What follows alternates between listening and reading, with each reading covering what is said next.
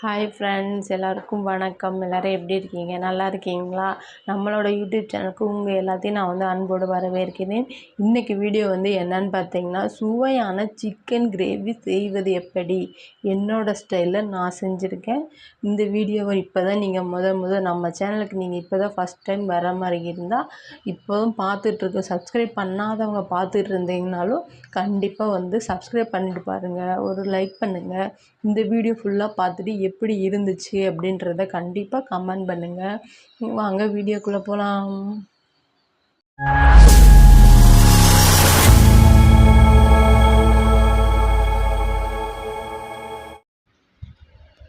First அடுப்பு பற்ற வச்சுக்கலாம்.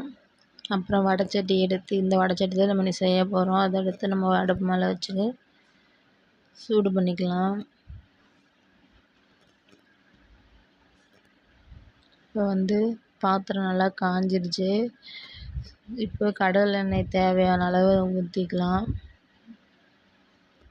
நான் ஒரு 3 டேபிள் ஸ்பூன் அளவுக்கு ஊற்றிக்கிறேன். உங்களுக்கு எவ்வளோ தேவையோ அவ்வளோ ஊற்றிக்கோங்க. கடலை எண்ணெய்க்கு பதிலாக தேங்காய் எண்ணெய் ஊற்றி செஞ்சிங்கனாலும் டேஸ்ட்டாக இருக்கும். எண்ணெய் நல்லா காஞ்சிருச்சு. இப்போ கடுகு சேர்த்துக்கலாம். 1/2 டேபிள் ஸ்பூன் கடுகு சேர்த்துட்டு கடுகு நல்லா பொரிஞ்சதுக்கப்புறம் கொஞ்சோண்டு சீரகம், சோம்பு சேர்த்துக்கலாம். சோம்பு நல்லா பொரிஞ்சிருச்சு. இப்போ சீரகம் தேவையான அளவு சேர்த்துக்கலாம். இந்த எல்லாம் நல்லா பொரிஞ்சதுக்கப்புறம் 2 நறுக்கிய வெங்காயம் நான் எடுத்து வச்சுருக்கேன். அது கூடயே கொஞ்சம் கருவேப்பிலை சேர்த்துக்குங்க. ரெண்டையுமே ஒன்றா போட்டு நல்லா வதக்கிக்குங்க. நீங்கள் எப்படி வேணுமோ அப்படி நறுக்கலாம். சின்ன வெங்காயம் போட்டனாலும் போட்டுக்கலாம். என்கிட்ட பெரிய வெங்காயம் இருந்துச்சு, அதனால பெரிய வெங்காயம் போட்டேன். இப்போது 2 பச்சை மிளகா சேர்த்துக்கலாம்.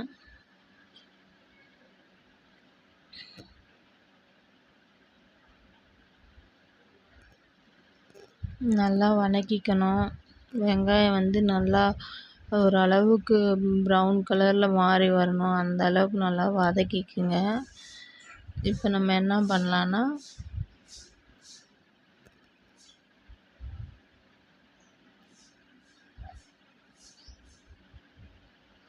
இது வெங்காயம் வதங்குறதுக்கு கொஞ்சம் உப்பு போட்டுக்கலாம்.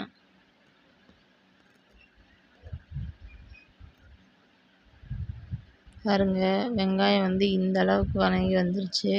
ரொம்பவும் இதானா இப்படி வெங்காயம் இருக்கிறது இந்த கிரேவியில் தெரியணும். அந்த அளவுக்கு இந்த அளவுக்கு வதக்குனீங்கன்னாவே கரெக்டாக இருக்கும். அடுத்து ஒரு தக்காளி நான் நறுக்கி வச்சுருக்கேன். அதை லைட்டாக புழிஞ்சிட்டு அதையும் நான் சேர்த்துக்கிறேன்.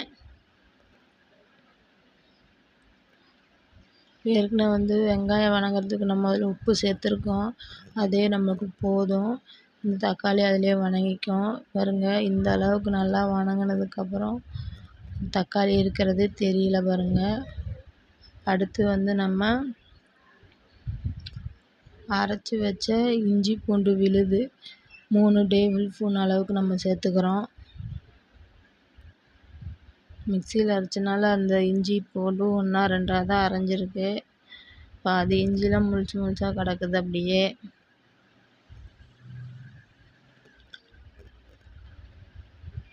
இது பச்சை வாசனை போகிற அளவுக்கு நல்லாவே வதக்கிக்குங்க. இப்போ தான் இஞ்சி பூண்டோட ஸ்மெல்லு வருது வதங்குறது. இந்த பச்சை மிளகாலாம் பாருங்களேன், அங்கே இஞ்சி அப்படியே தெரியுது. இஞ்சி பூண்டெல்லாம் நல்லா அரைக்காதது இருந்தாலும் நல்லாயிருக்கும். இந்த அளவுக்கு நல்லா வதங்கிடுச்சு. இப்போ அடுப்பு சிம்மில் வச்சுக்கோங்க. இப்போது மஞ்சத்தூள், மல்லித்தூள், வரமிளகாத்தூள், மட்டன் மசாலா, சிக்கன் மசாலா, கரம் மசாலா 5 மசாலாவே நம்ம சேர்த்துக்கிறோம். நல்லா வதக்கி விடணும். எண்ணெயிலேயே லைட்டாக வதங்கணும். அப்புறம் கொஞ்சம் கொஞ்சமாக தண்ணி ஊற்றி நம்ம வதக்கிக்கலாம். ஏன்னா அடி பிடிச்சிரும். அதனால தான் நம்ம கொஞ்சம் கொஞ்சமாக தண்ணி ஊற்றி வதக்கிக்கிறோம். இப்போ கொஞ்சம் தண்ணி ஊற்றிட்டு ஒரு ஒரு டம்ளராக சின்ன டம்ளரில் ஒரு ஒரு டம்ளர் அளவு நீங்கள் தண்ணி ஊற்றி வதக்கிக்குங்க. நம்ம எவ்வளோக்கு எவ்வளோ அந்த மசாலா வதக்குறோமோ அந்த அளவுக்கு தான் நமக்கு கிரேவி டேஸ்ட்டு கிடைக்கும். பாருங்கள், நல்லா தண்ணி சுண்டி வந்துடுச்சு. இப்போ நான் மறுபடியும் இன்னும் கொஞ்சம் தண்ணி சேர்த்துக்கிறேன். தண்ணி சேர்த்து அதையும் நல்லா நான் கிளறி விட்டுக்கிறேன். அதுலேயே அந்த வெங்காயம், தக்காளி, அந்த மசாலா எல்லாமே வெந்து வரணும் தண்ணியிலே. இப்போ மறுபடியும் இன்னும் கொஞ்சம் தண்ணி சேர்த்துக்கிறேன். நான் பாருங்கள், இதோட 3 டைம் தண்ணி சேர்த்து அதை சுண்ட விட்டு நான் இது பண்ணியிருக்கேன். அதே மாதிரி நீங்களும் பண்ணுங்கள். பாருங்கள் எவ்வளோ நேரம் தண்ணி சுண்டிருச்சுன்னு. நல்லாவே பிரிஞ்சு வந்துடுச்சு. இப்போ 1/2 கிலோ சிக்கன் எடுத்து வச்சுருக்கேன். நல்லா கழுவி எடுத்து வச்சுருக்கேன். அதை நம்ம அந்த கிரேவியில் சேர்த்துக்கலாம். கொஞ்சம் கொஞ்சமாக எடுத்து சேர்த்துக்கலாம். ஏன்னா அதுக்கு அடியில் நம்ம கழுவி வச்சு கொஞ்சம் தண்ணி இருக்கும். அதனால் நான் கையிலே எடுத்து சேர்த்துக்கிறேன்.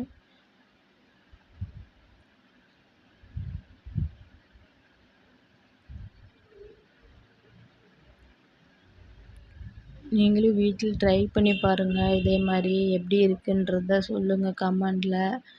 மறக்காமல் வீடியோ எல்லோரும் ஸ்கிப் பண்ணாமல் முழுசாக பாருங்கள். நிறைய பேர் ஸ்கிப் பண்ணிவிட்டு போயிடுறீங்க வீடியோவை. இப்போ நல்லா அந்த சிக்கனை மசாலாவோடு நல்லா பிரட்டிக்கலாம்.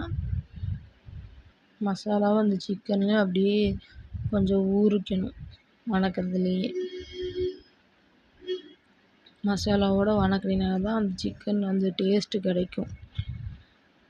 இப்போ ஒரு இதுலேயுமே நம்ம என்ன பண்ணோன்னா ஒரு டம்ளராக தண்ணியை ஊற்றி அதே மாதிரியே நம்ம எப்படி மசாலா வதக்கணுமோ அதே மாதிரி இந்த சிக்கனையும் வதக்கணும்.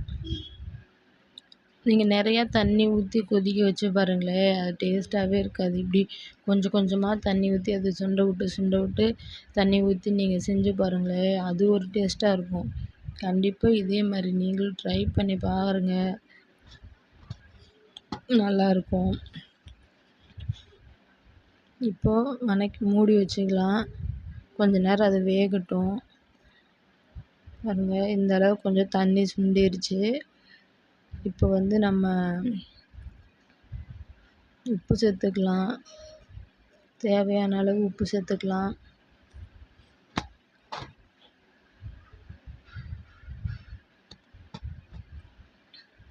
உப்பு சேர்த்து நல்லா கிரேவியை கறியோடு அப்படியே நல்லா கிளறி விட்டுக்குங்க. இப்போவே அப்படியே சாப்பிட்ணும் போல் இருக்குது. இன்னும் கொஞ்சம் வெந்துச்சுன்னா நல்லாயிருக்கும் இன்னும்.